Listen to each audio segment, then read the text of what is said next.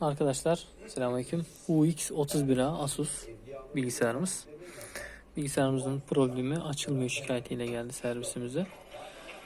Bizim hemen direkt gözümüze çarpan klavyeden açılıyor bu bilgisayarlar. Direkt klavye soketini kontrol edin. Pinler açıktı arkadaşlar bize geldiğinde. Şuradaki pinler, kilitler açıktı. Ve temas etmediği için bilgisayar açılmıyordu.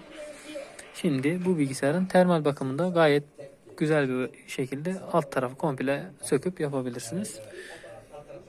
Direkt bilgisayarınız açılmazsa şu soketi kontrol edin. Şuradan 1 ve 2. soket olması lazım. Oradan da kısa devrede yaptırabilirsiniz. Ama tabii ki onu ilk önce ölçmeniz gerekir. Bu tarafta gerekiyor. Bu tarafta olabilir. Ben ona bakmadım. Ona da bakacağım. Videonun alt kısmına yazarım. Şu pinleri kontrol etmenizi tavsiye ederim arkadaşlar. Kendinize iyi bakın. Bu bilgisayarın bir de BIOS entegresi şu arkadaşlar. Görmüş olduğunuz gibi şu BIOS entegresi, Wi-Fi kartı, chipset ve işlemcisi, SSD'si burada ve USB soketleri ve bataryası.